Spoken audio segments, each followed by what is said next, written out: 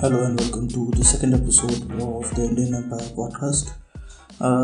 एक वीकेंड बीच का मिस हो गया। मेरी थोड़ी तबीयत ठीक नहीं थी तो मैं रिकॉर्ड नहीं कर पाया, but let's continue. First episode अगर आपने सुना है, अगर आप हिंदू है और सो कॉल्ड अपर कास्ट से, तो आपको लग रहा होगा कि इसने कुछ खास बोला तो नहीं, बस गालियाँ ही दे रहा था।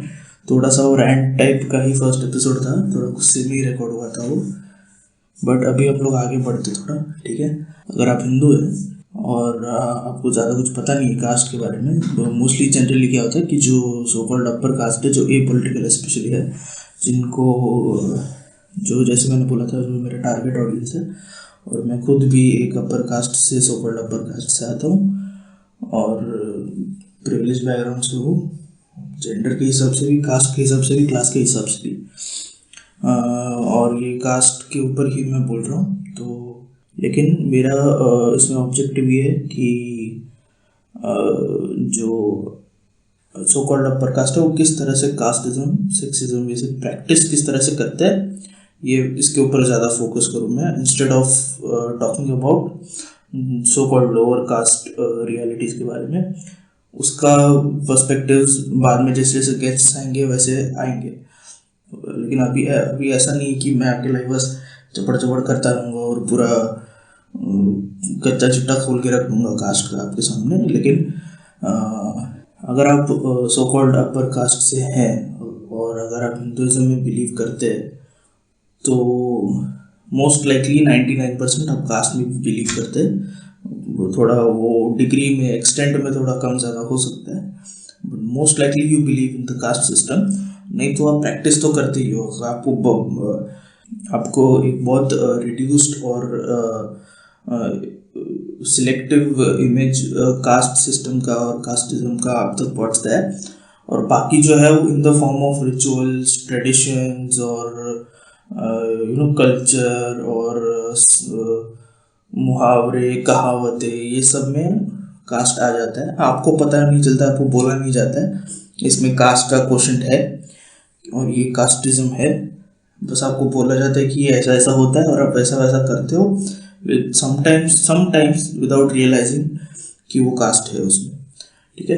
तो अगर आप हिंदू बोल रहे हो ना खुद को, तो एटलीस्ट तो आपको, तो अगर हम लोग हिंदुइज्म की बात कर रहे हैं, हिंदुइज्म एज अ रिलीजन, ठीक है। मैं वो हिंदुइज्म मतलब वो पर्शियन लोगों ने इधर नाम दिया था, बाहर के लोगों ने जो सिंधु नदी के उधर रहते थे तो इसलिए सबको हिंदू नाम दिया। हिंदू नाम का कोई रिलीजन नहीं है, सनातन धर्म है, वैदिक धर्म है, वो सब मेरे को नहीं अभी करने का है, वो सब बाद में अपन देखेंगे। फॉर कॉन्वर्जेशन से हम लोग उसको हिंदू रिलीजन बोलने वाले, हिंदुइज्म बोलने वाले। अगर आप हिंदुइज्म में बिलीव करते हो, खुद को हिंदू बोलते हो, तो फिर आपको उसका फिर उसमें कास्ट सिस्टम कहाँ से आता है, क्या है, वो आपको समझना पड़ेगा। हिंदुइज्म का अगर हम लोग हिंदुइज्म एज अ रिलीजन की बात कर रहे हैं, तो उसमें रिलीजियस स्क्रिप्चर होता है, रिलीजियस टेक्स्ट होता है, जिसके हिसाब से रिलीजन चलता है, ठीक है। तो हिंदुइज्म में 4 वेद है, उसके बिना तो आई डोंट थिंक, मुझे नहीं लगता कोई क्लेम करेगा कि वेदास के बिना हिंदुइज्म हो सकता है, उतना तो गिवन है। उसमें से एक जो है ऋग्वेद, उसमें कास्ट सिस्टम का डिस्क्रिप्शन मिलता है अपने को, ठीक है। उसमें बेसिकली उसका डिस्क्रिप्शन ये है ऋग्वेद में, ऋग्वेद ऋग्वेद कि जो ब्रह्मा है, जो क्रिएटर गॉड है, वो उसके जो मतलब मेल है, पहली बात तो उसके जो फेस या हेड में से थोड़ा वो आगे पीछे होता रहता है, फेस हेड, उसमें से ब्राह्मण पैदा हुए। फिर जो आर्म्स है उसमें से क्षत्रिय पैदा हुए। फिर जो स्टमक या फिर थाइज है, थोड़ा ऊपर नीचे होता रहता है, वो वैश्य पैदा हुआ उसमें से। और जो फीट है, जो पैर है, उसमें से शूद्र पैदा हुए। ऐसा उसका हायरार्की है, ठीक है।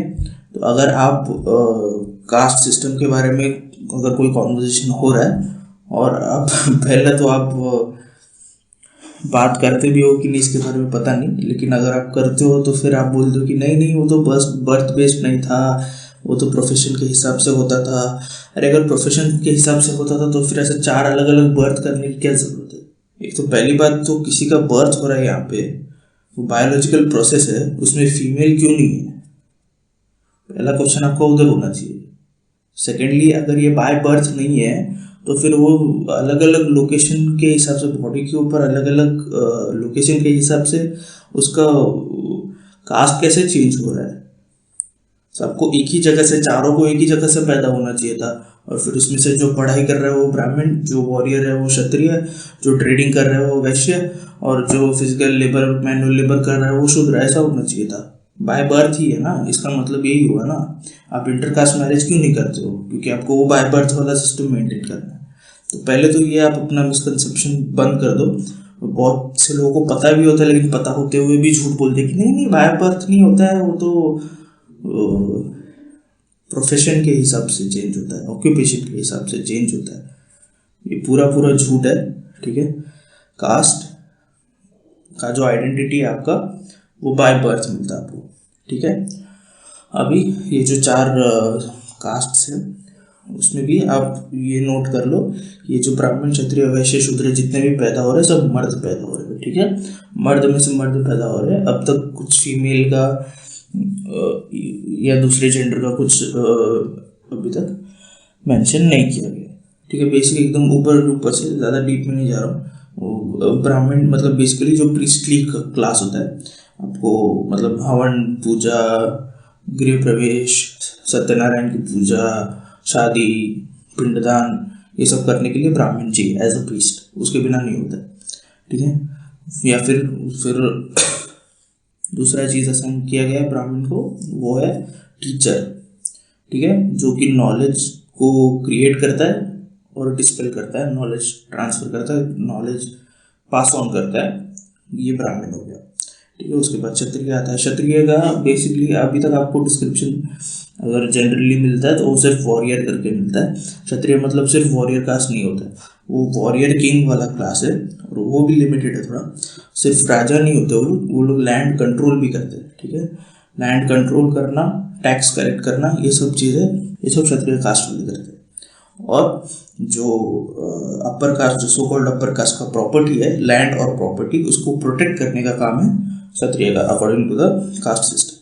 फिर उसके बाद थर्ड आता है वैश्य। वैश्य जो वो ट्रेडर कास्ट बोलते हैं जिसको, वो कॉमर्स, मनी को कंट्रोल करता है, exchange of goods for money, but production कुछ नहीं है, वो प्रोड्यूस नहीं करता है खुद, प्रोड्यूस कोई और कर रहा है।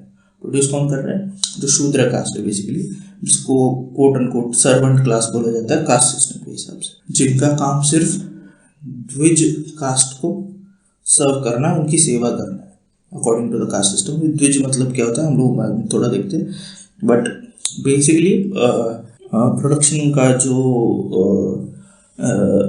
एक्टिविटी है वो इनको असाइन किया जाता है according to the caste system.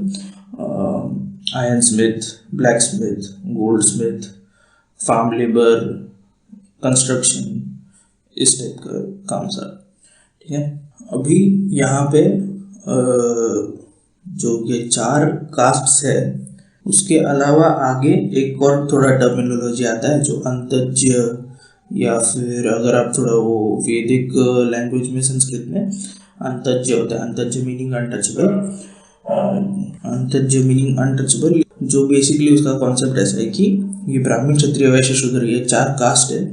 इस कास्ट हायरार्की, इस कास्ट सिस्टम से बाहर जो लोग, उनको ज्योतिराव फुले ने, उनको महात्मा ज्योतिराव फुले ने अतिशूद्र करके एक टर्म कॉइन किया था कि ये ब्राह्मण क्षत्रिय वैश्य शूद्र, और जो खुद वो सो कॉल्ड शूद्र कास्ट से आते थे, माली मतलब जो गार्डनर कास्ट है वहाँ से, उन्होंने जो उनसे आगे जो मार्जिनलाइज्ड थे, जिनके साथ अनटचेबिलिटी प्रैक्टिस होता था, उनको ये अतिशूद्र करके ये टर्म दिया।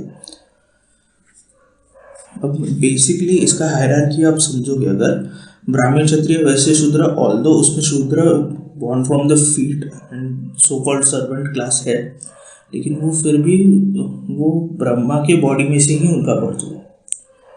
लेकिन जो अतिशूद्र जो है, जिनके साथ अनटचेबिलिटी, शूद्र के साथ भी अनटचेबिलिटी प्रैक्टिस होता है अंडर सर्टेन सर्कमस्टेंसेस, बट उनको अंतज्य नहीं बोलते, उनको अनटचेबल कोई होता नहीं है। वैसे मैंने लास्ट एपिसोड में भी बोला था, अभी भी बोल रहा हूँ, अनटचेबल, एक्स अनटचेबल, ये सब कॉन्स्टिट्यूशनल टर्मिनोलॉजी नहीं है, ये करेक्ट टर्मिनोलॉजी नहीं है, कोई एक्चुअली होता नहीं है अनटचेबल, उनके साथ अनटचेबिलिटी प्रैक्टिस होता है या हो रहा है, ठीक है।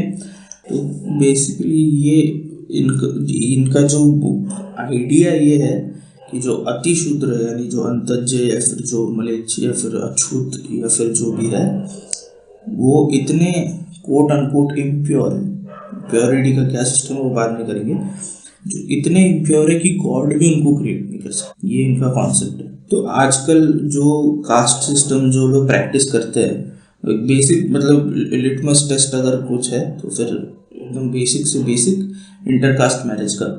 आप इंटरकास्ट मैरिज में बिलीव करते हुए भी कास्टिस्ट हो सकते हो, ऐसा नहीं है कि हाँ अगर आपने इंटरकास्ट मैरिज कर लिया या फिर आप इंटरकास्ट मैरिज में आपको कोई प्रॉब्लम नहीं है तो आप कास्टिस्ट नहीं हो। उसके अलावा भी बहुत सारे तरीके हैं आपके कास्टिस्ट होने के, लेकिन इतना तो बेसिक है। अगर आप इंटरकास्ट मैरिज में नहीं बिलीव करते, अगर आप मानते हो कि एक ही कास्ट के अंदर होनी चाहिए शादी, तो आप कास्टिस्ट हो। तो ये जो ब्राह्मण है, आजकल जो ब्राह्मण है वो लोग मानते हैं कि ये जो ब्रह्मा के मुंह में से या फिर सर में से जो लोग जो ब्राह्मण पैदा हुए थे, हम उनके वंशज हैं या फिर हम उनके डिसेंडेंट्स हैं, वो हमारे एंसेस्टर थे। तो ये ब्लड लाइन वाला फंडा है बेसिकली। क्षत्रिय वो मानते हैं कि राजपूत वर्ड इसलिए वही है ना, राजपूत राजा का पुत्र, वो भी पूत मतलब पुत्र ही है, उसमें अभी भी वो औरत नहीं है, मर्द ही है। तो इसलिए वो क्षत्रिय वो मानते हैं कि हमारे पूर्वज ब्राह्मण के क्या बोलते हैं आर्म्स में से पैदा हुए थे। वैश्य मानते कि हमारे पूर्वज पेट में या फिर थाइज में से पैदा हुए थे। इस तरह का हायरार्की है, इस तरह का उनका लिनिएज वाला जो ब्लड लाइन वाला जो बिलीफ है जो सिस्टम है वो ये है। सेकंड आपका हाँ, फिर मैंने एक टर्म बोला था द्विज करके, जो मैंने बोला था कि जो शूद्र कास्ट है वो जो सो कॉल्ड सर्वेंट क्लास है, बाकी द्विज कास्ट के लिए। अभी द्विज मतलब क्या है? द्विज का मतलब बेसिकली होता है ट्वाइस बोर्न। ट्वाइस बोर्न मतलब दो बार पैदा हुए, ब्राह्मण क्षत्रिय वैश्य। दो बार कैसे? एक उनका बायोलॉजिकल बर्थ होता है, वो उसके बाद कोई जनेऊ वाला सेरेमनी होता है, थ्रेड सेरेमनी, जो बॉडी के जो मेल्स पहनते हैं वो भी, ठीक है, अभी भी फीमेल्स नहीं पहन सकते। जनेऊ या फिर उपनयन या फिर यज्ञोपवीत बोलते हैं उसको। यज्ञोपवीत ये वर्ड समझ जाओगे फिर आपको समझ जाएगा क्या पर्पज है उसका। यज्ञ मतलब यज्ञ, हवन कुंड वगैरह, पूजा, ये सब। पवित्र मतलब पवित्र वाला जो वर्ड है वो यहाँ से आता है, बट पवित्र का मतलब होली नहीं है। जनरली जब हम लोग ट्रांसलेट करते हैं तो पवित्र को ट्रांसलेट करके बोलते हैं होली, बट पवित्र का मतलब होली नहीं है, पवित्र का मतलब प्योर है, ठीक है। अभी ये वापस प्योरिटी पे आ गए लोग, ठीक है। और ये मतलब सिर्फ जो जनेऊ जो है वो सिर्फ वो अपर कास्ट जो बोलते हैं, ये अपर कास्ट है एक्चुअली, ठीक है। ब्राह्मण क्षत्रिय वैश्य, जो कोई अपर कास्ट बोलता है तो ये तीन आते हैं उसमें, तो सिर्फ ये पहन सकते हैं। दो कास्ट क्लासिफिकेशन हो गया, ठीक है। एक आपका ब्राह्मण क्षत्रिय वैश्य शूद्र, और अति शूद्र जो है। तो शूद्र और ब्राह्मण क्षत्रिय वैश्य में क्या डिफरेंस है कि ब्राह्मण क्षत्रिय वैश्य वो थ्रेड पहन सकते हैं, यज्ञोपवीत सेरेमनीज प्रिसाइड कर सकते हैं, और रिचुअल्स वगैरह वो लोग शादियाँ करवा सकते हैं, पूजा करवा सकते हैं, पिंडदान करवा सकते हैं। शूद्र नहीं कर सकते, शूद्र ये भी नहीं पहन सकते, टेम्पल में एंट्री नहीं कर सकते वगैरह, ये सब मंत्र वगैरह सीख नहीं सकते, संस्कृत सीख नहीं सकते। ये क्लासिफिकेशन है विद इन द 4 कास्ट्स। फिर उसके बाद ये द्विज वाला डिवीजन हो गया, द्विज और नॉन द्विज। अब ये जो अति शूद्र जो सो कॉल्ड अनटचेबल कास्ट है, जो कास्ट सिस्टम के बाहर है या फिर कास्टलेस है, अब ये सेकंड एक क्लासिफिकेशन ऐसा है कि ब्राह्मण क्षत्रिय वैश्य शूद्र, इनको सवर्ण बोला जाता है। वर्ण मतलब कास्ट सिस्टम वाला, वर्णाश्रम वाला जो वर्ण है, ब्राह्मण क्षत्रिय वैश्य शूद्र इनका कास्ट है, they have a caste. Caste Hindus भी बोलते हैं उनको, सवर्ण विद कास्ट। तो इसलिए ये 4 विद कास्ट है। जो अति शूद्र जो है सो कॉल्ड वो अवर्ण है, उनका कास्ट कोई है नहीं। उसी तरह से इसमें विमेन भी आ गए, इसमें फीमेल्स भी आ गए। इसमें वो ब्राह्मण महिला है, क्षत्रिय महिला है, वैश्य महिला है, लेकिन ब्राह्मण क्षत्रिय वैश्य नहीं है वो लोग। आप बोलोगे कि ये सब लिखा हुआ कौन पढ़ता है, और ये मनुस्मृति तो कौन पढ़ता है आजकल। अब ज़्यादा कुछ मत करो, यूट्यूब पे जाओ, सर्च मारो, जो भी आपको कीवर्ड मनुस्मृति, मनुस्मृति इन हिंदी, फिर यज्ञोपवीत सेरेमनी, जो भी कुछ भी टाइप करो आपको सब वीडियोस मिल जाएंगे। वो ब्राह्मण लोग बोल के बैठ के बता तो रही है कि कौन यज्ञोपवीत पहनेगा कौन नहीं पहनेगा, ऊपर से लोग भी पूछते सामने से कि यज्ञोपवीत कौन पहन सकता है कौन नहीं पहन सकता है, शूद्र पहन सकते क्या, महिलाएं पहन सकती है क्या, ये सामने से लोग पूछ रहे हैं। ठीक है, ये प्रैक्टिस हो रहा है, सिर्फ थियरी नहीं। ठीक है, अभी ये वो जो शूद्र और अतिशूद्र वाला जो डिस्टिंक्शन है ना, वो मैं थोड़ा सा आपको एक जो सावित्रीबाई फुले हैं उन्होंने एक लेटर लिखा था ज्योतिराव फुले को, उसमें से छोटा सा पार्ट पढ़ रहा हूँ जिसमें वो अपने भाई के बारे में बता रही है। ठीक है, ज्योतिराव फुले, सावित्रीबाई फुले ये जो सो कॉल्ड शूद्र कास्ट से थे, गार्डनिंग करते थे, उनके साथ अनटचेबिलिटी प्रैक्टिस होती थी, लेकिन उनको उनका क्लासिफिकेशन अनटचेबल के इसमें नहीं होता था। ये थोड़ा सा बैकग्राउंड है, अभी मैं पढ़ रहा हूँ उनके लेटर में से ये एक शब्द है। Though my brother is a good soul, he is extremely narrow-minded, and so he did not hesitate to bitterly criticize and reproach us. My mother did not reprimand him, but tried instead to bring him to his senses. God has given you a beautiful quotation marks में this is Savitribai Phule's mother talking to her brother, Savitribai Phule's brother. God has given you a beautiful tongue, but it is no good to misuse it. So end quote. Savitribai Phule is writing again. I defended our social work and tried to dispel his misgivings. I told him, brother, your mind is narrow and the Brahman's teaching has made it worse. Animals like goats and cows are not untouchable for you. You lovingly touch them. You catch poisonous snakes on the day of the snake festival and feed them milk. But you consider Mahars and Mangs, Mahar and Mang Maharashtra ke but you consider Mahars and Mangs who are as human as you and I untouchables. Mahars and Mangs are the so-called lower castes from Maharashtra. जो doctor Ambedkar है वो Mahar caste से थे। Again continuing the letter from Savitribai Phule, can you give me any reason for this? When the Brahmins perform their religious duties in their holy clothes, they consider you also impure and untouchable. They are afraid that your touch will pollute them. They don't treat you differently than the Mahars. ठीक है, आप hope आपको थोड़ा हल्का फुल्का ऊपर से hierarchy का in terms of untouchability and purity ऊपर से एक आइडिया आ गया होगा। अब ये जो अनटचेबिलिटी जनरली क्या होता है ना, जो हम लोग अपर कास्ट जो मिडिल क्लास अपर कास्ट आजकल के यंग लोग हैं ना, हम लोगों को ज़्यादा कास्ट सिस्टम के बारे में बताया नहीं जाता है। बहुत लिमिटेड स्कोप में बोला जाता है कि कास्टिज्म और अनटचेबिलिटी को इक्वेट करके एक बहुत सिंपल पिक्चर अपने सामने डाल देते हैं। ठीक है, even with in that untouchability का कॉन्सेप्ट भी बहुत सारे डिटेल्स है, नुआंसेस है। एक वो अपना फिजिकल टच वाला untouchability, skin to skin contact, body to body contact नहीं करना। ये सेकेंड इज वो, ये तो डायरेक्ट हो गया। वो सेकेंड दूसरा मेरे को क्या एग्जांपल है पता नहीं, बट वो गली क्रिकेट टाइप वाला टच और नॉन टच का आइडिया है इसमें। गली क्रिकेट में स्टंप वगैरह नहीं होता ना, हम लोग पत्थर छोटे छोटे पत्थर एक के ऊपर 2-3 रख देते हैं, और उसमें कभी कभी हम लोग रूल्स ऐसा रखते हैं कि इतना बड़ा विकेट तो है नहीं ना कि हम लोग बॉल पकड़ेंगे और फेंकेंगे और वो लगेगा उसको।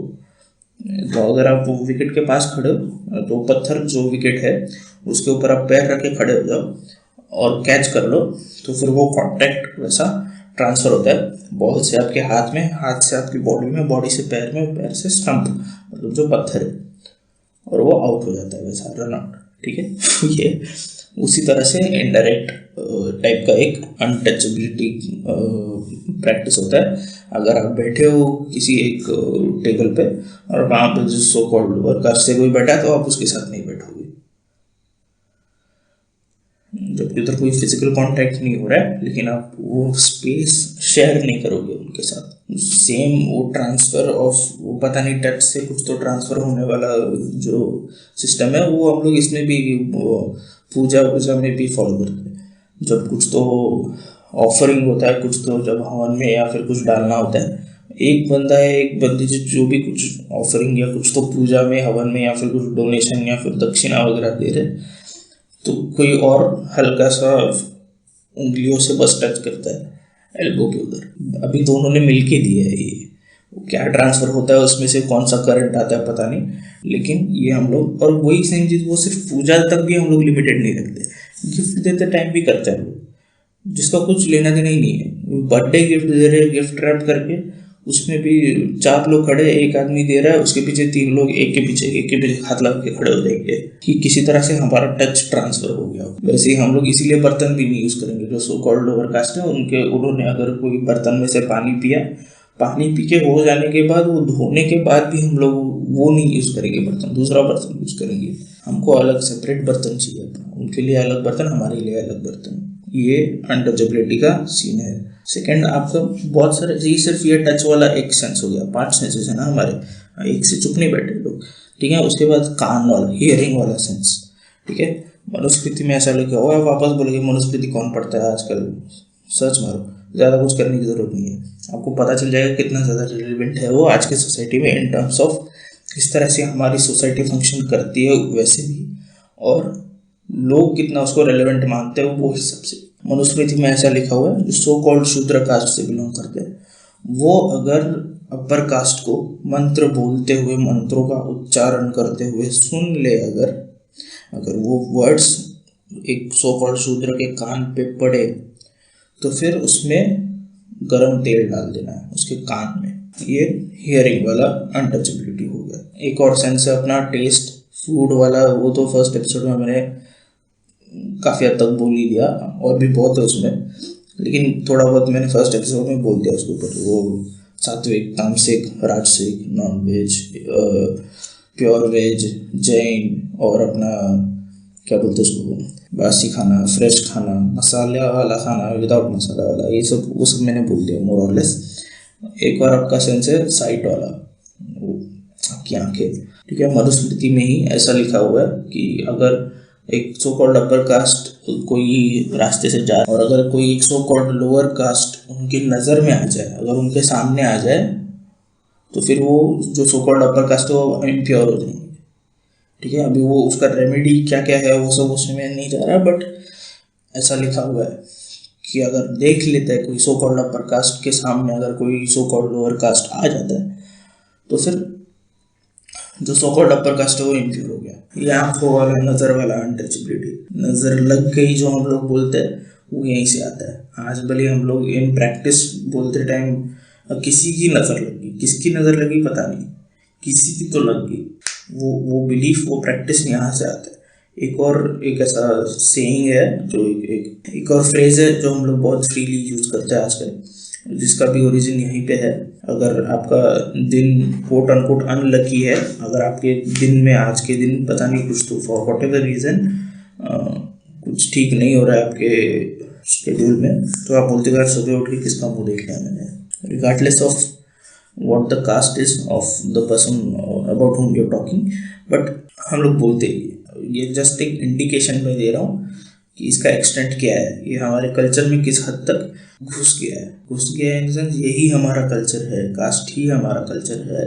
जो हम लोग, जो सो कॉल्ड अपर कास्ट, जो हमारा कल्चर हम लोग मानते हैं ना, मैं सिर्फ हिंदू कल्चर की नहीं बात कर रहा हूँ, मॉडर्न कल्चर जो हमारा है वो भी वैसा ही है। वो हम लोग, वो तो बात की बात है, हम लोग अभी थोड़ा ओरिजिन की बात कर रहे हैं, तो उसके ऊपर मैं बोलता हूँ।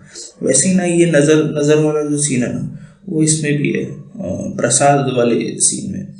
जब आप कुछ तो पूजा वगैरह करके, या फिर कुछ स्पेशल दिन होता है जिस दिन उपवास वगैरह करते हो, उस दिन जब खाना बनता है, तो खाना नैवेद्यम करके ऑफरिंग किया जाता है मूर्ति के सामने। तो वो पहले बॉक्स खोल के सामने रखा जाता है मूर्ति के सामने, और फिर थोड़े टाइम बाद वो नैवेद्यम होता है, ठीक है। जब आप रखते भगवान के सामने रखने से पहले, वो मूर्ति के सामने रखने से पहले वो नैवेद्यम होता है, और वो वहाँ से निकालने के बाद और थोड़े टाइम बाद फिर वो प्रसाद बन जाता है। कैसे? क्योंकि वो गॉड ने देखा उसको, पहले वो ऑफरिंग था, जब वो भक्त ने गॉड को दिया, अब गॉड ने उसको देख लिया, देख के उसको प्यूरिफाई कर दिया, अब ये नैवेद्य है, अब खा लो इसको।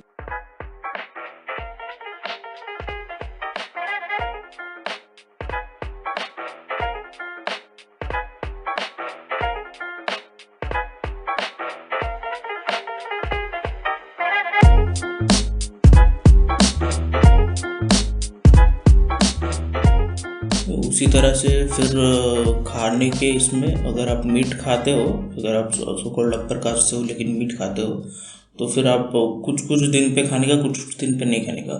क्यों? आई थिंक शायद ट्यूसडे और थर्सडे नहीं खाने का। क्यों? क्योंकि वो किसी एक पर्टिकुलर भगवान का दिन होता है। उस दिन कुछ लोग उपवास भी करते हैं, कुछ लोग, लेकिन जो लोग उपवास नहीं करते वो लोग बोलते कि ठीक है नॉनवेज नहीं खाने का उस दिन। क्यों? क्योंकि वो नॉनवेज का पता नहीं, वो फिर से इम्प्योरिटी वाला कुछ तो सीन है।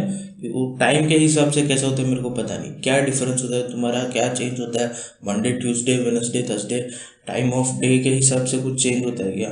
टाइम ऑफ डे के हिसाब से, डे ऑफ द वीक के हिसाब से, month of the year. Shravan कल से चालू होने वाला है, आज रात 12 बजे तक ठूस ठूस के खाओ नॉनवेज, गटक गटक के पियो दारू बिंदास। 12 बजे के बाद नहीं। क्या होता है 12 बजे के बाद इनको ही पता। और फिर ये लोग बोलते हैं राजसिक सात्विक तामसिक, ये मैंने फर्स्ट एपिसोड में भी बोला है, फिर भी थोड़ा ऊपर ऊपर से मैं बोल देता हूँ। ये जो खाने का जो सीन है ना, जो आयुर्वेद में भी आपको मिलेगा, ये डाइट के इसमें बोला जाता है कि 3 टाइप का ये है खाना होता है, राजसिक सात्विक और तामसिक। इंग्रेडिएंट्स के हिसाब से सात्विक खाना वो होता है जो प्योर होता है, वेजिटेरियन, पूरा प्योर वेजिटेरियन जो बोलते हैं ना, वो जो सब्जी फल और अपना सब ग्रेन्स वगैरह, उसमें तेल वेल ये सब ज़्यादा नहीं होता है, कम होता है। जो कुछ जैन होते हैं वो तो नमक भी नहीं डालते उसमें। फिर वो मसाला वगैरह ज़्यादा कुछ होता नहीं है, ब्लैंड होता है। ठीक है, इस तरह का फूड जो है वो प्योर माना जाता है, प्योर है। और इससे आपको हेल्दी लाइफ मिलेगा, लॉन्ग लाइफ मिलेगा, आपका मन शांत रहेगा, गुस्सा नहीं आएगा, बिहेवियर कंट्रोल में रहेगा, ये सब फालतू। फिर वो जैन लोगों में तो बाप रे, वो लोग तो इतना करते हैं खाने का। कुछ लोग वो केक काटने से उनको प्रॉब्लम है, क्योंकि केक काटना मतलब वायलेंट एक्ट है, इसके लिए नहीं काटने का। क्या लेना, वो नॉन वायलेंस कुछ भी लेना देना है क्या उससे? किसका कुछ नुकसान हो रहा है किसका नुकसान हो रहा है उसमें केक काटने से? केक नहीं काटने का वायलेंट होता है, कैंडल नहीं बुझाने का वायलेंट होता है। कुछ जैन लोग ऐसे हैं जो फ्रूट्स वगैरह तो खाते हैं, लेकिन बड़े बड़े जो फ्रूट्स होते हैं ना, जैसे मेरी बाकी का पता नहीं, बट मैंने पंपकिन के ऊपर तो देखा है, पंपकिन को लेके ऐसा करते हैं, क्योंकि वो बोलते हैं कि वो उसका टफ होता है स्किन वगैरह और बड़ा होता है साइज़ में, तो छोटे नाइफ से नहीं काट सकते, उसको काटने के लिए बड़ा नाइफ लगता है। और बड़ा नाइफ जो होता है वो मीट कट करने के लिए यूज़ होता है, इसलिए वो काटते टाइम वो वायलेंट वाला फीलिंग आता है हमको, इसलिए हम लोग नहीं काटेंगे, इसलिए हम पंपकिन नहीं खाएंगे, कांदा लहसुन नहीं खाएंगे। ये सिलेक्टिव चीज़ें क्यों कर रहे हो तुम लोग? अनियन गार्लिक नहीं खाने का, फिर वो कुछ भी अजीब अजीब उसके बाद बहुत आफ्टर द फैक्ट जस्टिफिकेशन तो बहुत सारे, मुंह में से स्मेल आता है, ये होता है वो होता है। और इसलिए उनको होम्योपैथी भी पसंद है ना। वो होम्योपैथी में कुछ होम्योपैथी का तो सोडो साइंस पूरा अलग है, वो तो पूरा कितना टाइम उसके ऊपर बोल सकते मेरे को नहीं मालूम, इसलिए उनको होम्योपैथी भी पसंद है ना। होम्योपैथी में कुछ सर्टन मेडिसिन होता है जिसमें बोलते हैं कि वो मेडिसिन भी होता नहीं है वो, एक्चुअली वो बस पानी होता है, लेकिन पानी और शुगर पिल्स के अलावा कुछ होता नहीं उसमें। लेकिन ठीक है, उसको हम लोग, वो लोग खुद भी मेडिसिन नहीं बोलते, जो होम्योपैथिक जो लोग प्रैक्टिस करते हैं वो लोग भी मेडिसिन नहीं बोलते, उसको रेमेडी बोलते हैं। ठीक है, वो पूरा सूडो साइंस अलग है, वो हम लोग बाद में देखेंगे। बट देन कुछ सर्टन रेमेडीज जो होम्योपैथी में कुछ केमिकल्स भी नहीं होते उसमें, मैं क्या वर्ड यूज़ करूँ मुझे समझ में नहीं आ रहा है। जो भी वो पिल्स होते हैं, कुछ सर्टन पिल्स के लिए बोलते हैं कि उसके वो खाने से पहले, वो दवाई होम्योपैथिक रेमेडी लेने से पहले अनियन गार्लिक ये सब स्ट्रॉन्ग स्मेल्स नहीं लेने का, खाने का तो नहीं, स्मेल भी नहीं लेने का। जैन को बहुत अच्छा लगता है ये सुन के, अंदर बहुत मस्त मस्त लड्डू फूटते हैं। और फिर इसी टाइप का नहीं, मतलब ये किसी तरह का एक मतलब कॉस्मिक कार्मिक कर्म वाला जो सिस्टम है वो भी थोड़ा बहुत ऐसा ही है। कर्म का थोड़ा डीप में मैं बताता हूँ, बट देन आपको अभी के लिए इलस्ट्रेट करने के लिए कुछ 2 चीज़ों का लेना देना नहीं है, उसको करेक्ट कर देने का, और सिर्फ खुद के सेटिस्फैक्शन के लिए मुझे कुछ तो करके अच्छा लगा, ये पूरा बेसिस है इनकी मॉरलिटी का। ये प्योर वेज वाली मोरालिटी। जब खाना कुछ वेस्ट हो रहा होता है, अगर आप कुछ खा रहे हो और कुछ खाना बच जाता है और आपको खाने का मन नहीं है, आप बोलते हो कि नहीं मुझे नहीं खाना है, तो आपके एल्डर्स या फिर आपके फ्रेंड्स भी बोलेंगे, कभी कभी एल्डर्स तो बोलते ही है पक्का कि अरे तुझे पता है लोग कितने कितने लोगों को तो खाना नहीं मिलता है, खाना नसीब नहीं होता है, तुझे मिलता है तो तू ऐसा क्यों कर रहा है। अरे क्या क्या क्या लेना देना है उसका। अब मैं छोड़ दूंगा, अगर वो खाना वेस्ट हो जाएगा तो उसको नहीं मिलेगा खाना, और मैं खा लूंगा तो उसका पेट भर जाएगा क्या? वो फिर भी भूखा ही है या भूखी है। मैं इधर खा लूंगा तो क्या हो जाएगा उससे, या फिर अगर छोड़ भी दूंगा तो उसका क्या लेना देना है। बस मेरे को अच्छा लगता है कि हाँ बाबा दूसरों को नहीं मिलता है लेकिन मुझे मिल रहा है तो मैं खा लेता हूँ, एटलीस्ट मैंने वेस्ट तो नहीं किया, फूड का वैल्यू बचाए रखा मैंने। क्या फर्क पड़ा तुम्हारे खाने से या ना खाने से, तुमको अच्छा लगा ना बस। लोकेशन के हिसाब से तुम्हारा प्योरिटी इम्प्योरिटी होता है, जिस दिन मंदिर जाने का टाइम के हिसाब से कैसे चेंज होता है मेरे को समझ में नहीं आता। नॉनवेज खा के ठीक है, तुमको इम्प्योरिटी अगर मानना ही है, खा लिया पेट में चला गया, उसके बाद ठीक है वो तुमको एनिमल का ब्लड लेके जाने का नहीं है मंदिर के अंदर। कुछ लोग तो मंदिर आज के दिन में सुबह मंदिर जाके आया, आज मैं दिन भर नहीं खाऊंगा नॉनवेज। क्या लेना देना है, टाइम के हिसाब से इम्प्योर होता है क्या तुम्हारा इम्प्योरिटी? वो खाने में से टाइम ट्रैवल करके जाता है क्या सुबह मंदिर में? फिर टेम्पल का इम्प्योरिटी वाले इसके ऊपर आए हम लोग।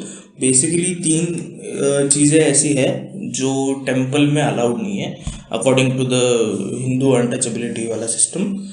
मेंस्ट्रुएटिंग वुमेन, ठीक है, बेसिकली वो बॉडीली फ्लूइड्स का सिस्टम है। यहाँ पे थोड़ा सा ग्रोस होने वाला है, थोड़ा सा सुनने में बहुत बुरा लगेगा आपको, बट ये है ऐसा। बॉडीली फ्लूइड्स के ऊपर है सब कुछ। नॉनवेज क्यों अलाउड नहीं है? एनिमल इम्प्योर है, ठीक है, एनिमल लो है, उसके अंदर प्योर ब्लड नहीं है, प्योर ह्यूमन ब्लड नहीं है उसमें, इसलिए नॉनवेज अगर खा लेते हो आप तो जानवर का खून है ना आपकी बॉडी में अभी, तो उस दिन नहीं जाने का मंदिर। सेकेंड इज मेंस्ट्रुएटिंग वुमेन को अलाउड नहीं है। कुछ टेम्पल्स में वुमेन को अलाउड ही नहीं है, बट कुछ टेम्पल्स में मेंस्ट्रुएटिंग वुमेन को अलाउड नहीं है। फिर से bodily fluids. Third is one of the most disgusting idea, जो सो कॉल्ड अनटचेबल कास्ट है उनको अलाउड नहीं है। ये अभी आपको समझेगा प्योरिटी और इम्प्योरिटी का क्या सीन है। ये प्योरिटी और पॉल्यूशन ये सब फिजिकल चीज़ों में और रिसोर्सेस में और खाने पीने में और उठने बैठने में नहीं है। This is all a metaphor, ये सब मेटाफोर है। वो सब तो है ही, मतलब वो रियलिटी है, बट उसके पीछे का जो प्योरिटी और पवित्रता और जो इम्प्योरिटी और पोल्यूशन वाला जो सिस्टम है वो प्योरिटी ऑफ ब्लड लाइन है, जिसके जैसा कोई इससे ज़्यादा डिस्ट्रक्टिव आइडिया कोई है नहीं दुनिया में। स्लेवरी इसकी वजह से हुआ है, रेसिज्म, सेग्रीगेशन, नाजीज्म और कितना और क्या क्या लिस्ट निकालूँ मैं इसमें से।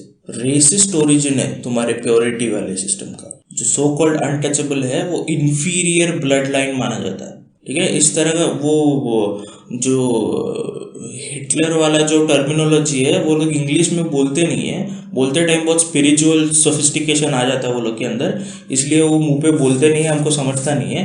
बट यही आइडिया है कि जो अपर कास्ट मर्द है, ठीक है, वो सबसे ज़्यादा प्योर ब्लड लाइन उसका है, वो उसको प्रिजर्व करने का है, बाकी सब पोल्यूटेड है, इम्प्योर ब्लड है।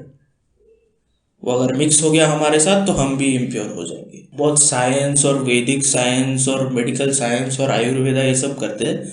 आपका जो कर्म वाला सिस्टम है ना, वो अभी मैं बताता हूँ आपको क्या है।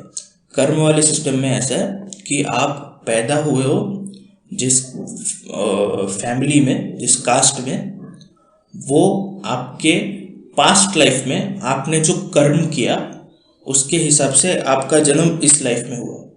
मतलब पिछले जन्म में अगर आप ब्राह्मण कास्ट में पैदा हुए थे और आपने जो ब्राह्मण रूल्स एंड रेगुलेशंस है वो फॉलो नहीं, आपका कर्म क्या है? कर्म और धर्म सेम ही है। धर्म है आपका कर्म करना और कर्म क्या है? आपका कास्ट। आपके कास्ट के हिसाब से अगर आपने आपका कर्म सब किया पूरे लाइफ टाइम में, तो फिर आप ब्राह्मण से जब मर जाओगे आपके ब्राह्मण लाइफ में, तो नेक्स्ट लाइफ में आप वहाँ से जो ब्रह्मांड वाला जो पूरा एंटिटी है उसमें जाके मिल जाओगे, परमात्मा में जाके मिल जाओगे। वही अगर आपने वो ब्राह्मण कास्ट के जो रूल्स एंड रेगुलेशंस है वो अगर नहीं फॉलो किए, मरने के बाद उसका पनिशमेंट आपको मिलेगा कि आप हायरार्की में एक स्टेप नीचे वाले लेवल पे पैदा हो जाओगे। क्षत्रिय कास्ट में आपने नहीं फॉलो किया, मर जाओगे, दूसरे लाइफ में वैश्य के कास्ट में पैदा हो जाओगे।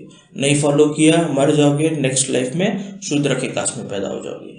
मतलब ये जो आप अगर कर्म में और इस सब में बिलीव करते हो, बाकी कास्ट का जाने दो, अगर आप कर्म में बिलीव करते हो तो आपका ये बिलीफ है कि आज जो पुअर है, जो इलिटरेट है, जो जिनके पास खाने के लिए खाना, पीने के लिए पानी नहीं है, उन सब ने पिछले जन्म में कुछ तो पाप किया था, इसलिए उसका इनको अभी फल मिल रहा है।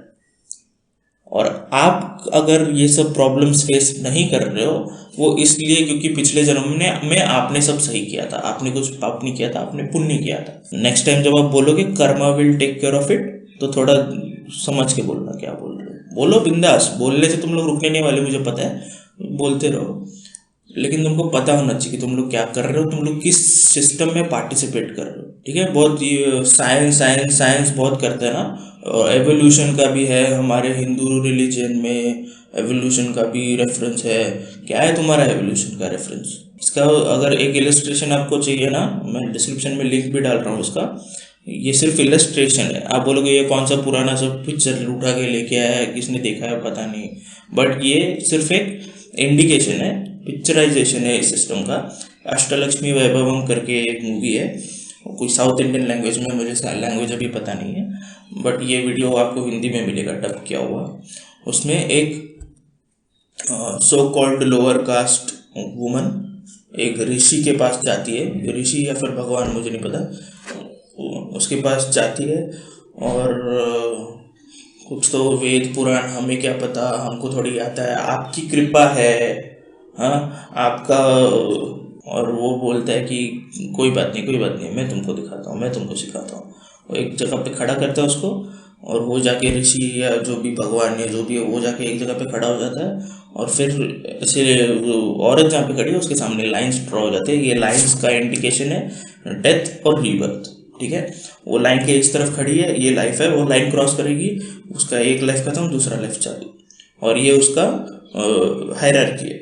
पहले वो ग्वालन बोलते उसको, ग्वालन मतलब बेसिकली वो जो मिल्क मेड वाला जो है, वो बेसिकली जो शूद्र कास्ट है, वो स्टार्ट करती है वहाँ से, एक लाइन क्रॉस करती है, और ये सारे जो वर्ड्स है ना, इसमें से सारे अप्रोप्रिएट वर्ड्स नहीं है। ठीक है, अब ये फर्स्ट वाला जो वर्ड है, वो फर्स्ट लाइन क्रॉस करती है, उसका पूरा फॉर्म ही चेंज हो जाता है। आप रेशियलाइजेशन देखो वीडियो में किस तरह से है, जो फर्स्ट कोट अनकोट फॉर्म है उसका, वो फिर वो पूछता है, वो ऋषि या जो भी रहता है वो उसको पूछता है औरत को कि कौन हो तुम। वो बोलती है चांडालिका। ये सो कॉल्ड ये जो आज हमारे प्रेजेंट डे में जो शेड्यूल कास्ट है उसके लिए एक डेरोगेटरी टर्म यूज़ किया जाता है, चांडाल या चांडालिका। ठीक है, पहले वो गोरी होती है। ठीक है, गोरी इन द सेंस जो इंडियन इसके हिसाब से जो गोरा होता है, बट वो जब क्रॉस करके जब वो चांडालिका वाला फॉर्म में जब आती है तब वो ब्लैक फेस है। वो ब्लैक फेस क्या है आपको अगर पता नहीं है आप देख सकते हो सर्च करके। वो स्किन टोन है नहीं उसका, लेकिन वो दिखाने के लिए उसको डार्क किया गया है, और फिर वो कपड़े भी उस हिसाब से होते हैं। जो कास्टिज्म का इंडिकेशन वाला वो पूरा मार्कर्स ऑफ कास्ट और इंडिकेटर्स ऑफ कास्ट, ये सब हम लोग बाद में देखेंगे। उसके बाद और हाथ में होता है हड्डी। ये जो चांडाल कास्ट से जिनको बोला जाता है, उनके ऊपर जो काम थोपा जाता है, जो इम्पोज होता है, वो रूरल एरियाज़ में, और ऐसा कुछ नहीं अर्बन एरियाज़ में भी। जो अगर आपने जो मैंने फर्स्ट एपिसोड में इंडिया अनटच्ड करके एक डॉक्यूमेंट्री बोला था, उसमें अगर आप देखोगे तो जो रेलवे ट्रैक्स पे, सिटीज़ में भी रेलवे ट्रैक्स पे कोई डेड एनिमल या कोई डेड बॉडी, अगर ह्यूमन डेड बॉडी मिलती है तो उसको रिट्रीव करने का या फिर डिस्पोज करने का काम इनको दिया जाता है। उसके अलावा और कुछ काम उनको देते नहीं है। और इसका इंडिकेशन उस सीन में किस तरह से दिया हुआ है, उस सो कॉल्ड चांडालिका वुमन के हाथ में हड्डी होती है, बोन। फिर वो क्रॉस करती है, सेकंड में आती है, वो पूछता है उसको कौन हो तुम बताओ। फिर आदिवासी, थोड़ा सा स्किन टोन में डिफरेंस है। फिर एक और क्रॉस करके फिर अभी क्या है वो वनवासी। फिर उसके बाद एक और क्रॉस करके कृषक युवती। कृषक युवती मतलब फार्मर वुमन, मतलब बेसिकली ओबीसी, जो अदर बैकवर्ड क्लासेस आज हम लोग बोलते हैं, जो शूद्र कास्ट है हिस्टोरिकली। फिर उसके बाद अभी यहाँ से ना थोड़ा उसका एक्सप्रेशन वगैरह भी नोटिस करना, स्पेशली जब वो कृषक से वैश्यत्री में चली जाती है, उसके पहले पूरा सबड्यूड है, कुछ एक्सप्रेशन नहीं है। जब वो उसके एक्चुअल ह्यूमन फॉर्म में है, मतलब जो एक्चुअल पहले के जो रियल फॉर्म में है, ग्वालन मतलब जो मिल्क मेड वाला, उसमें वो भर के ह्यूमिलिटी, हम्बल दिखाया गया है उसको, हाथ जोड़ के ज़मीन पे बैठ के, हमको क्या पता दाता, हमें कहाँ वेद पुराणों का कुछ ज्ञान है, आपकी कृपा है, सब आपका ही दिया हुआ है, वगैरह वगैरह। उसके बाद फिर वो चांडालिका और आदिवासी फॉर्म में एंटेगोनिस्टिक सा एक एक्सप्रेशन है उसके फेस पे। फिर उसके बाद जब वो वैश्यत्री वाला, जो वैश्यत्री in the sense Vysya woman के जब वो फॉर्म में आती है नेक्स्ट लाइन क्रॉस करके, तब वो थोड़ा सा नॉटी फ्लर्टिशियस टाइप का एक्सप्रेशन है। उसके बाद नेक्स्ट आता है जब वो शतरंग, और ये फिर उसमें कपड़े भी चेंज हो ही रहे हैं अभी भी। उसके बाद नेक्स्ट लाइन क्रॉस करके अब क्या हो तुम, वो बोलती है शतरानी, और वो प्राइड के साथ बोलती है कि मैं शतरानी हूँ। फिर वो ब्राह्मण, फिर नेक्स्ट में आती है, बोलती है कौन हो, ब्राह्मण महिला, संस्कारी एकदम ऐसा हाथ वाथ जोड़ के ब्राह्मण महिला हूँ। फिर नेक्स्ट लाइन क्रॉस करके वो देवी बन जाती है, ये देवी या पता नहीं जो भी उसका फॉर्म है। ये आपका है एवोल्यूशन का थियरी वैदिक साइंस में तुम्हारे। इस तरह का रेशियलाइजेशन कि जो आदिवासी पॉपुलेशन है वो लो है हमसे एवोल्यूशनरी स्टेज में हमसे पीछे है, चांडाल जो सो कॉल्ड चांडाल है वो उनसे भी पीछे है। इस तरह का तुम्हारा आइडियाज है यार, ये तुम्हारा। और वो क्यों है, लोग क्यों है, सब ह्यूमन है बेसिकली। क्यों है, क्योंकि पिछले जन्म में उन्होंने कुछ तो किया था। तो ये इस तरह का रेशियलाइजेशन करके अदराइजेशन मतलब क्या, वो भी बहुत बड़ा सब्जेक्ट है।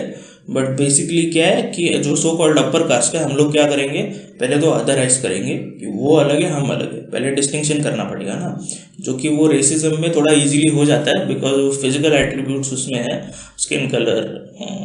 इंडिया में वो इसका हिस्ट्री प्री वैदिक हिस्ट्री थोड़ा डेप्थ में समझोगे तो इधर क्या डिफरेंस है वो आपको समझेगा।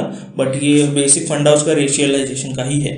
यहाँ पे थोड़ा इंटरमिक्सिंग हो गया था, इसकी वजह से अभी कलर का उतना है नहीं, अभी भी कलर के बेसिस पे हम लोग करते हैं। और वो कॉलोनियल हैंगओवर बोलना बहुत पसंद है अपने को, सुनने में भी बहुत अच्छा लगता है वो टर्म, लेकिन वो कॉलोनियल हैंगओवर वगैरह कुछ नहीं है, वो कास्ट का ही परपेचुएशन है। जो कलरिज्म हम लोग प्रैक्टिस करते हैं, स्किन टोन के हिसाब से डिस्क्रिमिनेशन करते हैं। फेयर एंड लवली को ग्लो एंड लवली बोलने लगे, लेकिन क्रीम अभी भी लगाइए। तो रेस में जैसे था कि आप रेस में जैसे है कि आप विजुअली देख के फिजिकल एट्रीब्यूट्स के हिसाब से डिस्टिंग्विश कर सकते हो कि हाँ ये सो कॉल्ड वाइट रेस है, ये सो कॉल्ड ब्लैक रेस है। उसके हिसाब से डिस्क्रिमिनेशन ईजी था। हम लोग का जीनियस है ना, हम लोग इंडियन जीनियस है भाई, हम लोग ने दुनिया को सिखाया सब कि आपको रेस की ज़रूरत नहीं है, आप खुद इन्वेंट कर सकते हो सब। अगर हम लोग सिर्फ फिजिकल एट्रीब्यूट से नहीं समझ सकते कास्ट किसी का, तो फिर नाम के हिसाब से इंडिकेट करेंगे, सरनेम के हिसाब से। सरनेम के हिसाब से नहीं तो फिर वो सेग्रीगेशन, फिजिकल सेग्रीगेशन होता है। आप कौन से गांव से हो, अगर आप उस गांव से हो तो अगर उस एरिया का कोई होगा तो उसको पता होगा कि हाँ ठीक है वो वहाँ से। सिटीज़ में भी सेग्रीगेशन होता है, सिर्फ गांव में नहीं, विद इन द सिटी भी होता है। वो नहीं तो आपका लैंग्वेज, आपका डायलेक्ट, जो थोड़ा बहुत मैंने इसमें भी बोला था फर्स्ट एपिसोड में, जो संस्कृत को लेके था, जो मतलब पहले संस्कृत था, उसके बाद फिर संस्कृत को मोनोपोलाइज कर लिया, फिर उसके बाद वो ज्ञानेश्वर ने लिखा, थोड़ा बहुत डेमोक्रेटाइज हो गया, संस्कृत फिर पढ़ने लग गए थोड़ा ब्रिटिश इंडिया के टाइम पे या फिर पोस्ट इंडिपेंडेंस के टाइम पे, और फिर संस्कृत का रेलेवेंस भी कम होने लग गया ना, संस्कृत उतना यूज़ भी नहीं होता है, वो रीजनली रिप्लेस हुआ कुछ लैंग्वेजेस से। जैसे महाराष्ट्र में गाढ़वा समोर गीता वाचली बोलते थे ब्राह्मण पहले, क्योंकि जब ज्ञानेश्वर ने संस्कृत से ट्रांसलेट किया था मराठी में, और जो कॉमन पीपल के लिए फिर मराठी से एक्सेसिबल हो गया था भगवत गीता, जो पहले सिर्फ अपर कास्ट के लिए था, तब ये लोग ने क्या बोला, गधे के सामने गीता पढ़ के जैसे है। फिर जब संस्कृत का रेलेवेंस कम हुआ, फिर ये लोग रीजनली वहाँ पे मराठी में होता है वैसा शुद्ध Marathi, pure Marathi. Pure impure एक तो लैंग्वेज में कहाँ से होता है मेरे को नहीं पता, बोलने वालों के हिसाब से चेंज होता है। आप बोलने वाले हो तो आप प्योर हो, तो आपका मराठी प्योर है। अगर ये बोलने वाला है मराठी तो फिर इसका तो वो इम्प्योर है, एक्सेंट के हिसाब से, वोकैबुलरी के हिसाब से, डायलेक्ट के हिसाब से। और फिर वो आदिवासी, इसमें तो आदिवासी कल्चर में तो पूरा लैंग्वेज ही अलग होता है, उनका लैंग्वेज का सोर्स ही अलग है, वो संस्कृत का कुछ लेना देना नहीं है उसमें। जबकि इसमें मराठी तो फिर भी संस्कृत से ही आया है, हिंदी फिर भी संस्कृत से ही आया है, तमिलियन लैंग्वेज नहीं आया है, उर्दू का भी वैसे ही है। वो तो मुस्लिम्स में जो कास्टिज्म होता है वो तो हम लोग बाद में देखेंगे, ठीक है। तो ये लैंग्वेज का कर दिया, अभी इंग्लिश का वैसे हो गया, इंग्लिश का सेग्रीगेशन, तो ये इंग्लिश के साथ कर दिया। संस्कृत का प्योरिटी नहीं है, वो लैंग्वेज का प्योरिटी उनको मेंटेन करना है।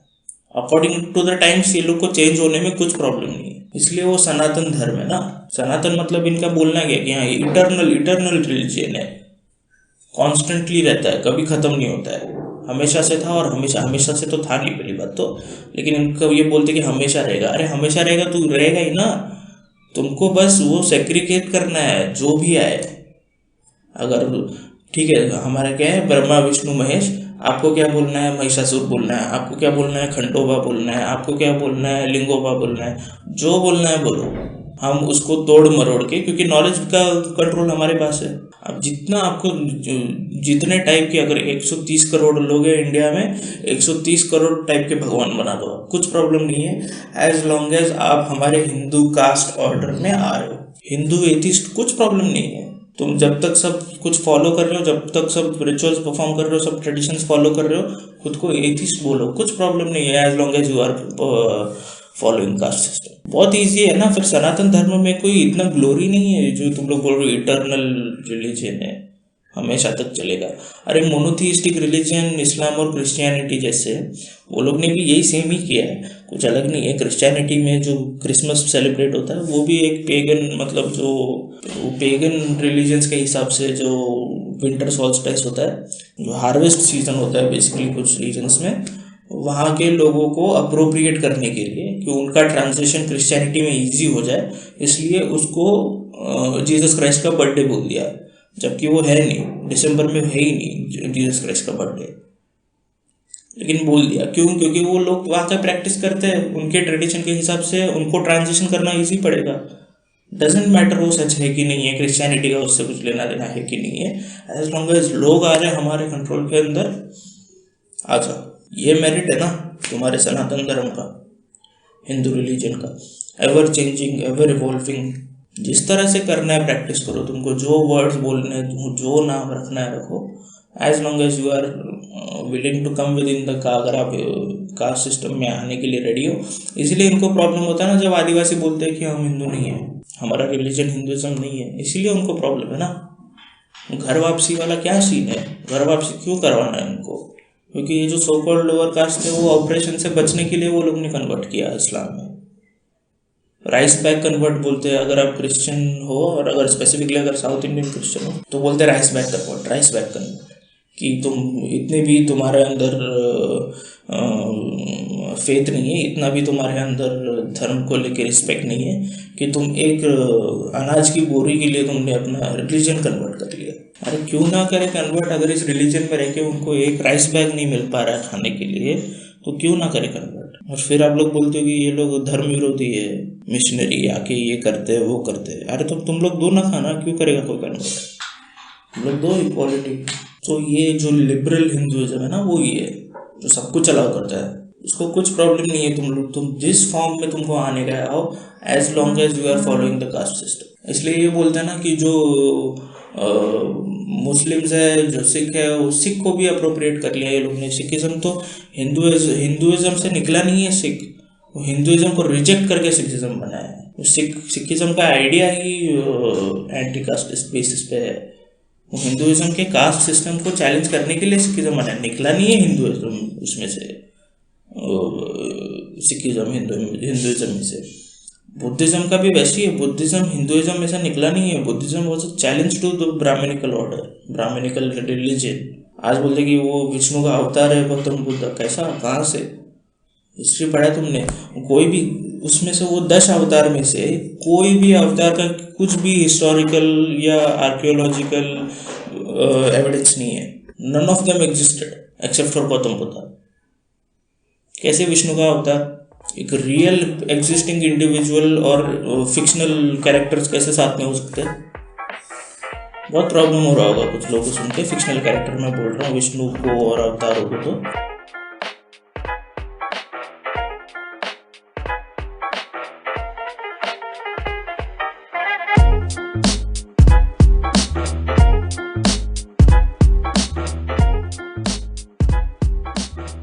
तो इस तरह का हम लोग जो करते हैं ना, कि मतलब अदराइजेशन, पहले तो कि हम और वो अलग है। किस तरह से अलग है? वो खाने के हिसाब से, लैंग्वेज के हिसाब से, अटायर के हिसाब से, आप क्या पहनते हो, फैशन, आपका कल्चर, मतलब आपका म्यूज़िक, आपका ट्रेडिशंस, आपका फिर आपका रिलीजन ही नहीं, विद इन हिंदुइज्म भी आपका फेथ का थोड़ा डिफरेंस होता है। लेकिन जो so called lower caste faiths है, जो so called lower caste beliefs और जो गॉड्स है, वो अलग होते हैं और उनको कुछ प्रॉब्लम नहीं। वो चाहते कि वो अलग रहे, पता चले कि वो कौन है और हम कौन है, ये डिस्टिंग्विश करने के लिए उनको, वो चाहते कि ये अलग अलग हो। ये हम लोग ऐसा करके अदराइज करेंगे पहले तो, कि उनका खाना अलग है, हमारा खाना अलग है, उनका फैशन अलग है, हमारा फैशन अलग है, उनका लैंग्वेज अलग है, हमारा लैंग्वेज अलग है, उनका बिहेवियर अलग है, हमारा, ये पहले करने का। फिर उसके बाद उनका जो जो जो जो एट्रीब्यूट्स है, फूड, लैंग्वेज, ये सब, उसको डीह्यूमनाइज करने का। अरे वो साले ऐसे करते हैं, वो साले वैसे करते हैं, वो कभी भी कुछ भी खाते हैं, ट्यूसडे थर्सडे को भी नॉनवेज खाते हैं ये लोग। कैसे लोग हैं, कैसे हिंदू है, कुछ भी नहीं मानते, उनके घर में भगवान का मूर्ति नहीं है, ऐसा कैसे लोग हैं, भगवान ही नहीं है उनके घर पे। तो ऐसे करके डीह्यूमनाइज कर देने का, अजीब अजीब से नाम हम लोग कंस्ट्रक्ट करेंगे उसके लिए, और उन नामों को, उन लेबल्स को गाली की तरह यूज़ करेंगे। जेंडर में बहुत इजीली ये दिख जाता है, क्या लड़की की तरफ रो रहा है, रंगोली क्यों बना रहा है, लड़की है क्या, रो क्यों रहा है, लड़की है क्या। मर्द को दर्द नहीं होता, औरत ही औरत की सबसे बड़ी दुश्मन होती है। अदराइज कर देने का, अलग कर देने का पहले तो, और फिर अलग करके बोलने का कि हम ऊपर है, ये नीचे है। ये सेकेंड थिंग हो गया, डीह्यूमनाइजेशन। और फिर डीह्यूमनाइजेशन से डीमनाइजेशन होता है कि वो, उसके घर में भगवान नहीं है तो वो मेरे लिए थ्रेट है। अगर वो उसके घर पे नॉनवेज बन रहा है तो फिर वो मेरी प्योरिटी के लिए थ्रेट है। वो सिर्फ मुझसे अलग नहीं है, वो मेरे को हार्म करने वाला है या करने वाली है, वो डीमनाइजेशन होता है। और फिर ये अगर आप कर लेते हो, अदराइजेशन, डीह्यूमनाइजेशन और डीमनाइजेशन, फिर उनके साथ कुछ गलत हो जाए या आप उनके साथ कुछ गलत करो, आपको फर्क नहीं पड़ता है, ठीक है। ये पूरा उसी के लिए प्रेपरेशन है पूरा, आपको मेंटली प्रिपेयर करने के लिए कि कल को उसके साथ कुछ गलत हो जाए तो आपको बुरा नहीं लगना चाहिए, क्योंकि आपके हिसाब से वो ह्यूमन नहीं है। इसलिए वो ऑब्जेक्टिफिकेशन करना है उसका वो इंडिविजुअल कौन है उसके कपड़े के हिसाब से, वो छपरी है, ये टर्म हम लोग यूज करते हैं। छपरी मतलब क्या करते हैं, ब्राइट कलर वाले कपड़े पहनते हैं, पैंट को थोड़ा सा ऊपर खींचते हैं, चप्पल पहनते हैं और KTM पे बैठते हैं, KTM बाइक पे बैठते, ठीक है। वो हम लोग ने क्लास में ये चेंज कर दिया उसको, ठीक है। वो कास्ट और क्लास का थोड़ा इंटरसेक्शन होता है वहाँ पे, इकोनॉमिक क्लास और जो कास्ट है उसका थोड़ा मिक्सिंग हो गया वहाँ पे, बट वो कॉन्सेप्ट वही है। वो इंडिविजुअल इंसान छोड़ के बाकी सब है, उसका खाना वैसा है, उसके कपड़े वैसे है, उसका लैंग्वेज वैसा है, उसका रिलीजन वैसा है, उसका फेथ वैसा है, वो इंसान छोड़ के वो बाकी सब चीज़, ये ऑब्जेक्टिफिकेशन है उसका। इसलिए वो जो जब कास्ट बेस्ड वायलेंस होता है तब ये ऑब्जेक्टिफिकेशन की वजह से ही होता है ना। ये जो सो कॉल्ड अपर कास्ट है वो लोग क्या मानते हैं कि ये हमारे गुलाम है, गुलाम मतलब स्लेव्स है, मतलब बेसिकली हमारी प्रॉपर्टी, हम इनको ओन करते हैं, और जो आपकी प्रॉपर्टी है उसके साथ आप कुछ भी कर सकते हो। और फिर प्रॉपर्टी का राइट्स कैसे हो सकता है, प्रॉपर्टी के खुद के राइट्स हो सकते हैं क्या, नहीं हो सकते। प्रॉपर्टी तो इनएनिमेट ऑब्जेक्ट है ना कुछ, तो उसका खुद का प्रॉपर्टी कैसे हो सकता है, उसका खुद का लैंड कैसे हो सकता है? Can a piece of property own another piece of property? नहीं। इसलिए जब अगर कोई सो कॉल्ड लोअर कास्ट से कोई फैमिली या कोई इंडिविजुअल अगर लैंड एक्वायर कर ले, प्रॉपर्टी एक्वायर कर ले, तो इनको दिक्कत होती है। न्यूज़ में आप सर्च कर लो। और फिर जो सेक्सुअल वायलेंस होता है दलित वुमेन के साथ, वो भी उसी तरह का है। अगर जो दलित मैन है, जो सो कॉल्ड अपर कास्ट में है मैन है, उसके लिए अपोनेंट है अपर का so called lower caste man. Dalit man is an opponent, is considered an opponent for the so called upper cast man, क्योंकि वो मेरा प्रॉपर्टी है, और अगर वो मेरे इक्वल पे आने लग जाएगा तो फिर मेरा पावर उसके ऊपर खत्म ना, मैं उसको डोमिनेट कैसे करूँगा? तो उसको पहली बात तो प्रॉपर्टी नहीं ओन करने देना। जितने भी मार्कर्स है ना, जो इंडिकेटर्स है स्टेटस के या फिर प्रॉस्पेरिटी के, वो नहीं, वो मूंछ जैसा अलाउड नहीं है। जैसे फेशियल हेयर, मुस्टैच, मूंछ, अगर सो कॉल्ड लोअर कास्ट मर्द अगर मूंछ उगा लेता है तो अपर कास्ट मर्द को नहीं अच्छा लगता है। इसके ऊपर वायलेंस होता है, मर्डर होते हैं, इसके ऊपर लिंचिंग होता है कि लोअर कास्ट मर्द ने मूंछ उगा कैसे लिया। फिर उसका जाके घर जला दो। घर क्यों जला दो? उसका प्रॉपर्टी को वायलेट करना है, ठीक है, उसके ऑब्जेक्ट्स को वायलेट करना है। और ये जो ब्राह्मणिकल सिस्टम है, वो हिसाब से जो अपर कास्ट मर्द है, ये जो कास्ट सिस्टम है, उसके हिसाब से अपर कास्ट मर्द ये मानता है कि वो जो वाइफ होती है वो हस्बैंड की प्रॉपर्टी होती है, और वो ये भी मान रहा है कि जो so called lower caste man है वो उसका स्लेव है, मतलब उसकी प्रॉपर्टी है। तो उसकी नज़र में जो दलित मैन की वाइफ या डॉटर या मदर या आंट या जो भी उस कम्युनिटी से वुमन है, वो उनकी प्रॉपर्टी है। दलित मैन को कैसे कंट्रोल करना है हमको? बाय वायोलेटिंग हिज प्रॉपर्टी, कि देख हम तेरे प्रॉपर्टी के साथ क्या कर सकते हैं, देख हम तेरा घर कैसे जला सकते हैं, जो कि आप अदराइजेशन किए बिना नहीं कर सकते। आप उनको जानवर, कीड़ा, ये सब बोले बिना आप नहीं कर सकते, इसीलिए आप बोलते हो। थोड़ा सटल फॉर्म्स में होता है, थोड़ा एक्सट्रीम फॉर्म्स में होता है, लेकिन वो सब ह्यूमनाइजेशन, डीमनाइजेशन हम सब करते हैं, कोई भी एग्जाम्पल नहीं है उसमें से, हम सब करते हैं। क्यों? क्योंकि अगर उसके साथ कुछ गलत हो जाए कल को तो मुझे फ़र्क नहीं पड़ना चाहिए। मुझे पता है कि वो गलत हो रहा है, लेकिन मुझे अपना सिस्टम छोड़ना नहीं है ना। जहाँ पे मुझे फ़ायदा हो रहा है वो प्रिविलेज मुझे जाने नहीं देना है। तो मैं एक्नॉलेज करूँ कैसे कि वहाँ पे ह्यूमन राइट्स वायलेशन हुआ है? अगर मैं कर लूँगा तो फिर मैं नहीं रह पाऊँगा ना यहाँ पे। अगर मैं वो एक्नॉलेज कर लूँगा तो फिर मेरा लाइफस्टाइल मैं नहीं एक्सेप्ट कर पाऊँगा। इसलिए मैं क्या करूँगा? अदराइज करना। वो अलग है मुझसे, अलग है इन द सेंस वो अलग है, तो फिर वो उनके साथ होगा, मेरे साथ नहीं होगा, पहली बात तो। उसके बाद डीह्यूमनाइज करना है। डीह्यूमनाइजेशन से उसका थोड़ा उतना कुछ लगता नहीं है, ठीक है ना। डीह्यूमनाइजेशन का बहुत सारा टेक्निक्स है अपने पास। एग्जॉटिक इमेज एक हम लोग बना देते हैं कि राजस्थान के रेगिस्तानों में, यूपी के गांव में, और मध्य प्रदेश के बीहड़ों में, और उत्तराखंड के पहाड़ों में, और आसाम के, केरला के जंगलों में, और कश्मीर की वादियों में ऐसा होता है। हमारे यहाँ नहीं होता, हम थोड़ी करते। मेरे घर में नहीं होता, मेरे सिटी में नहीं होता, मेरे स्कूल में नहीं होता, मेरे कॉलेज में नहीं होता। वो तो उन लोगों के साथ होता है, विद अदर पीपल। हो रहा है तो हो रहा है, ठीक है। ये इसका बहुत सी चीज़ें ऊपर से ही बोली है मैंने, ज़्यादा डीप में गया नहीं हूँ। तो ये है आपका हिंदू रिलीजन के हिसाब से कास्ट सिस्टम, ब्राह्मण, क्षत्रिय, वैश्य, शूद्र, अतिशूद्र और एंड द वीमेन। तो ये आपका कास्ट सिस्टम है। ये उसमें हायरार्की है कि सबसे ऊपर परमात्मा या फिर ब्रह्मांड, ब्रह्मा जिसमें सब आता है, उसमें से फिर ब्राह्मण है। फिर ब्राह्मण सबसे ज़्यादा प्योर है, उनका लिनेज, उनका ब्लड लाइन सबसे ज़्यादा प्योर है, और बाकी इम्प्योर ब्लड है। तो यह है आपका कास्ट सिस्टम का ब्रेकडाउन ऊपर से। मैंने पहले भी फर्स्ट एपिसोड में भी बोला, मैं कोई एक्सपर्ट नहीं हूँ, मैं कोई बहुत बड़ा इंटेलेक्चुअल वगैरह नहीं हूँ, लेकिन ये चीज़ें मैंने देखी है, सुनी है, पढ़ी है, लोगों को प्रैक्टिस करते हुए, जस्टिफाई करते हुए देखा है मैंने डेली लाइफ में। बस मैं थोड़ा सा अनपैक करके सीधा मुंह पे जैसा है वैसा आपको बता रहा हूँ ये सब चीज़ें। ये एक्चुअल प्योर ब्लड लाइन वाला चीज़ कोई बोलेगा नहीं, बहुत सोफिस्टिकेटेड लैंग्वेज में कुछ तो उसको जस्टिफाई करेंगे और आपको सुन के भी पढ़ के भी बहुत मस्त लगेगा कि वहाँ क्या कल्चर है हमारा। ज़्यादा मैंने जो इसका पेट्रियार्की वाला जो एलिमेंट है, जो सेक्सिज्म वाला जो एलिमेंट है, उसके ऊपर ज़्यादा मैंने बोला नहीं है क्योंकि मेरा ज़्यादा अथॉरिटी है नहीं उस पर। होपफुली जैसे जैसे हम लोग आगे जाएंगे रिलेवेंट सब्जेक्ट्स के हिसाब से गेस्ट आते रहेंगे और अपने पर्सपेक्टिव्स भी शेयर करेंगे हमारे साथ, उनका नॉलेज हमारे साथ शेयर करेंगे इन सब्जेक्ट्स को लेके, किस तरह से कास्ट अलग अलग स्पेस में अलग अलग फॉर्म में ऑपरेट होता है। और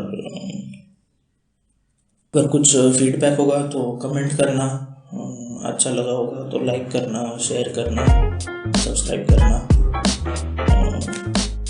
थैंक यू फॉर लिसनिंग।